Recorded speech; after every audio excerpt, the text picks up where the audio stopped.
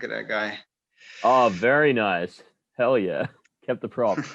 Is that a real skull or is it full prop No, thing? No. Oh, it's unfortunately. a prop. It was made like with a cast of a real skull, but Yeah, it's not a real. there we go. Hey everyone, hope you enjoyed the film. I'm here with Lukas Feigelfeld, the writer and director of Hagazussa. Lukas, how are you doing? Very good. Thanks for the invitation. Absolutely, our pleasure. Just to kick things off, I kind of wanted to ask about how you came up with the idea for the film, and also why you chose it as your final project at Film Academy.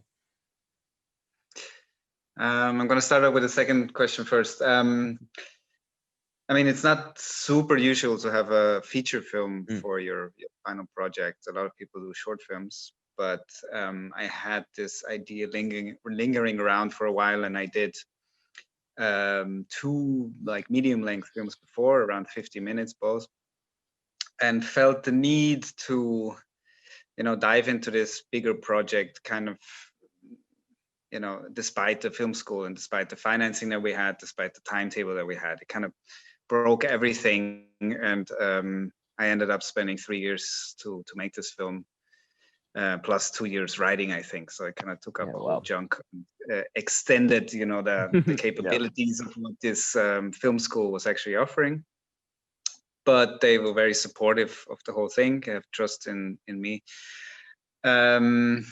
It's not very usual to do a period piece, or like here you say costume film, like a costume film, as it normally needs a lot of budget. Every time we pitched a project to a TV station or something, they always thought, okay, we want to have like castles and knights and whatnot, and said, no way. But we managed to do it for a micro budget.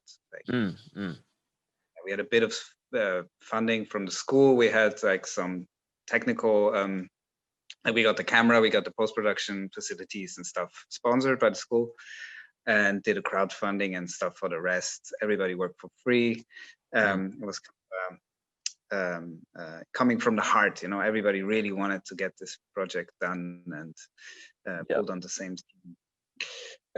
I just wanted to say, I really think that this film is a really great success story in terms of like micro budget filmmaking, because I know a lot of people say they like made a film on a micro budget or whatever, but from everything I've been able to find online, including the amount you got from the crowdfunding and stuff like that, it looks like it truly was like literally micro budget in a way that just absolutely doesn't show on screen, because it looks like such an accomplished like finished project that's kind of had a couple of million chucked at it or something. And it clearly very much didn't from what I've been able to find. So yeah, big congratulations on that. Anyway, it's really, you have to think about the little details on where you put the budget. Completely. Of course, we didn't pay people when this is most of the budget, but we had like limited locations. We spent all the money for the locations we had into the studio of building the hut. We were filming a lot in nature, filming with natural light. But we had a good camera, we had good lenses where we weren't cheap with the lens, with like nice anamorphotic lenses. So being able to create the look of a bigger movie and to know where to use the money wisely, not do any cheap effects, do the effects simple and small, more elegant, instead of trying to do something that will obviously look cheap later. Totally use all that Film Academy training, put it to good use. So I guess coming back to the first question, how the sort of idea for the film metastasized? What was the original spark? Well, I partly grew up in this region, so my mother's side of the family is from there, and I grew up in the city, but I spent a lot of time in these mountains and in these woods, and surrounded by this folklore and fairy tales from that time. Even as a small kid, kind of made a big impression on me. I was always a bit intrigued by, on one hand, by the absolute beauty of this scenery, of the mountains and everything that comes with it, which is in Austria, it's very sold for the tourism scene and so on. But besides that, there is a sort of darkness behind it that is very fascinating. Like I've never seen anything darker than the woods at night, up in the mountains when you try to find your way. there are these old stories of like not only witches, but little entities or devils that lurk in the bushes, and you have to be nice to them so they're nice to you, and you grow up with all this kind of stuff. And I always had a thing for witches. I'm always had a thing for horror, but I was never a fan of like much zombies or monsters that were like these big male figures. I thought the female figure of the kind of very fragile old woman that just needs to look at you when you die was for me much more frightening than anything else. Sorry. Oh, sorry, you go. So I started digging into like folklore about witches and tales and where it comes from, digging into history. There comes the whole big box of prosecution of women and heathens or pagans in the sense. So in the end, to make it short, I tried to create a realistic image of what a so-called witch in these times could have been. Yeah. And including all the elements of the blood, the snakes, the goats, all of these things that you have in fairy tales. Where could have this come from? Like if they would have told a fairy tale later on, and they would have told her story and started making it into a fairy tale, but it was just the ordinary story of a woman who was suffering from prosecution, from mental illness, and of trying to find her place in this society then.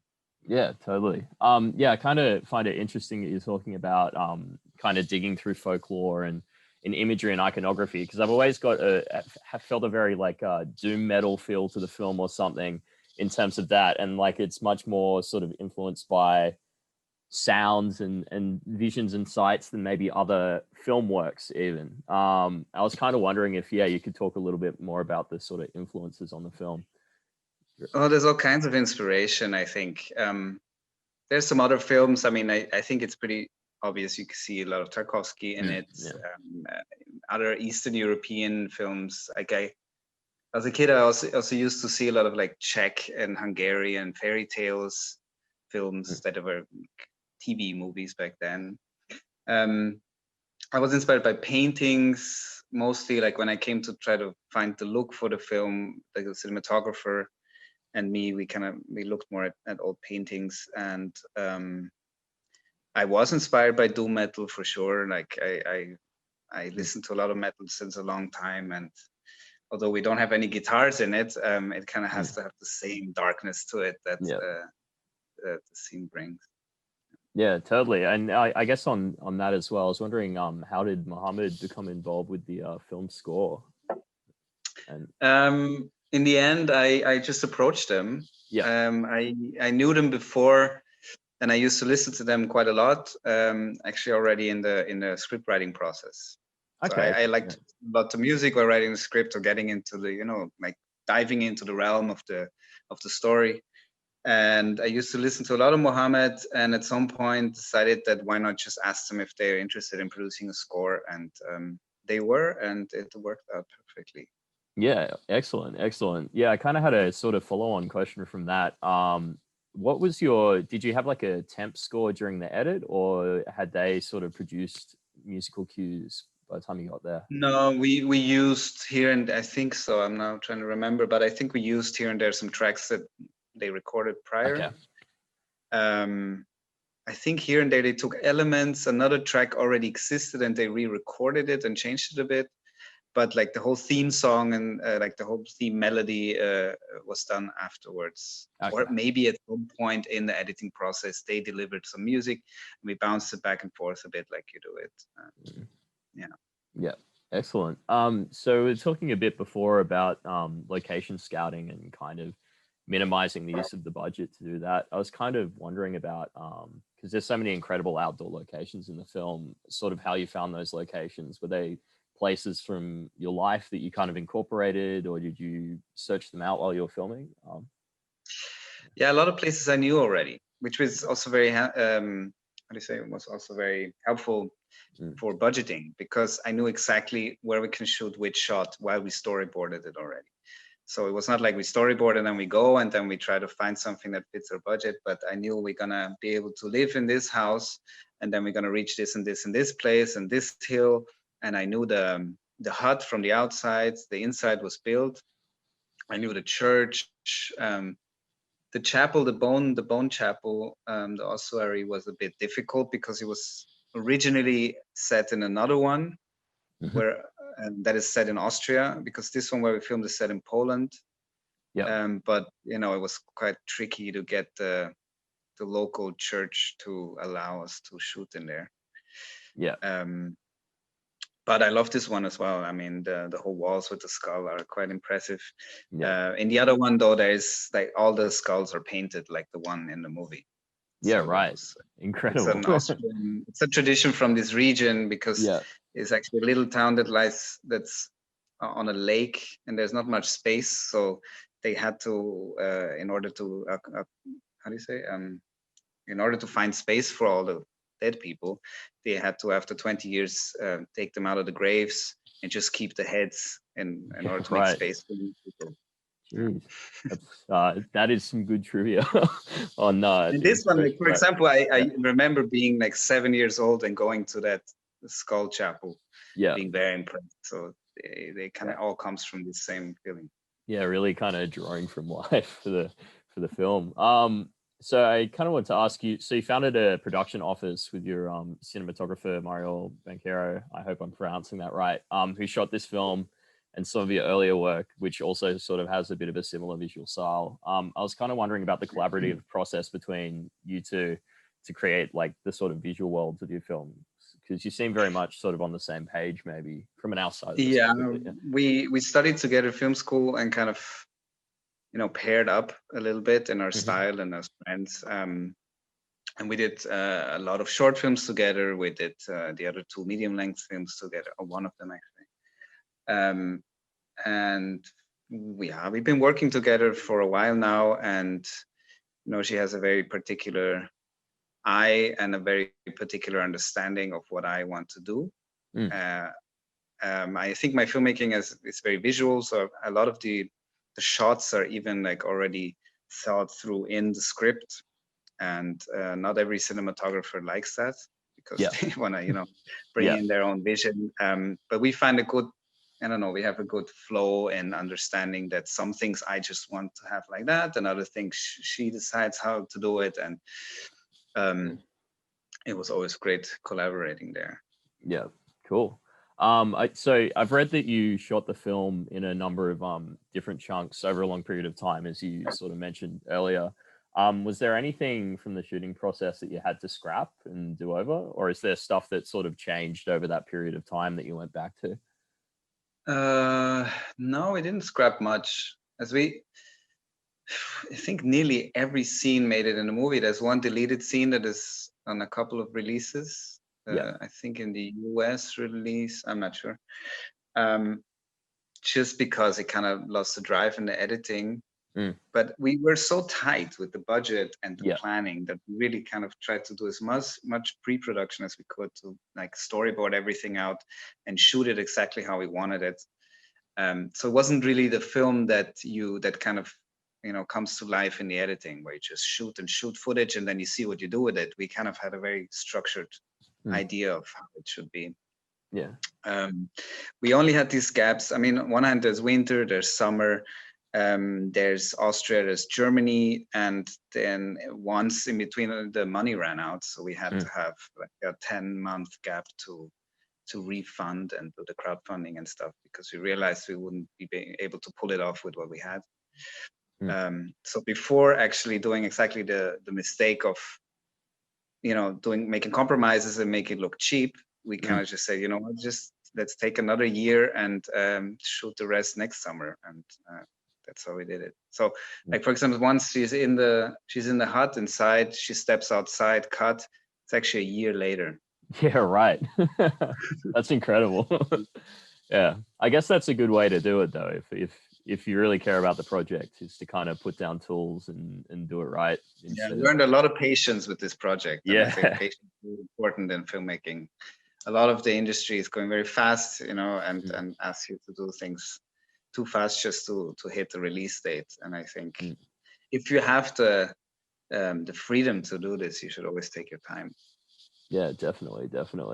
I guess that's going to be kind of interesting with the sort of industry shutdown or whatever that's sort of been happening for the last 6 months, is whether they take more time on the I don't project. even know what's going to happen there. And, Yeah, let's not bring that one up. Moving along. But it's not going bad, but this, as a filmmaker, as many other jobs, of course, but as a filmmaker also, you have a very uncertain future at the moment. Yeah, completely. So getting back on topic with that, I know, so this was the final project at Film Academy, and made on that tight budget. You've actually kind of covered this, but I'll ask it anyway. I'll see if something cool comes.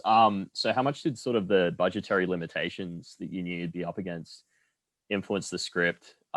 Is there stuff that you took out before you went to the shoot because it was going to be too hard, or did you kind of always have the limitations in mind and that drove the script? Well, writing the script, I also knew in what realm we are. Yeah. Because, I mean, I was much younger, and I think I was a bit differently, let's not say naive, but I had a different feel and touch of how much things would cost in the end.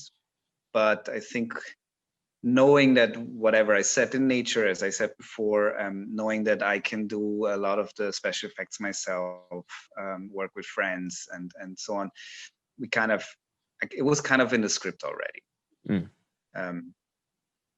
Yeah, we ran out of money at some point, but not because we were totally naive and thinking it's not gonna, we're not gonna pull it off, but just that it was just a little bit more needed to make it, like, give it that little thing. And that's where we decided to go and do a crowdfunding campaign for that. Yeah. Well, definitely paid off. I guess to kind of wrap things up, I don't want to keep you too long. I was kind of wondering if you had any other projects in the pipeline that you could talk about, or dream projects that you kind of have floating around the ether. There is, of course, there's always stuff floating around. I can't really tell any specifics, as I said before, now with Corona and everything, it's a bit unsure what is actually going into production at what point. But I've been working on a German project for a while that is now a bit on halt. It's not really a horror film. It's very dark thriller, more like this very political movie. Has more dealing with the rise of the right wing in Europe and in the world and stuff like that. But I'm working on English speaking script eventually for the US or the British market. Working on a serious concept for the German market. So there's some things will happen. Yeah, some things rolling. I'm sure when. Yeah, completely. Actually, I did have one more question that's just popped into mind. I think something which is kind of interesting about your career, I know it's like a lot of film school films and stuff like that, but you haven't been sticking strictly to horror. You've kind of done a number of different genres, and there's some carryover in aesthetics, but and emotion, but the genre sort of moves. Did you want to kind of speak to your views on that from a filmmaker perspective? I normally don't like to be put so much into the genre corner. Of course, this happens when you make a horror film. And I initially didn't plan to make a horror film. So for me, it was the topic of witches and folklore that came up, and naturally you make a spooky film out of it.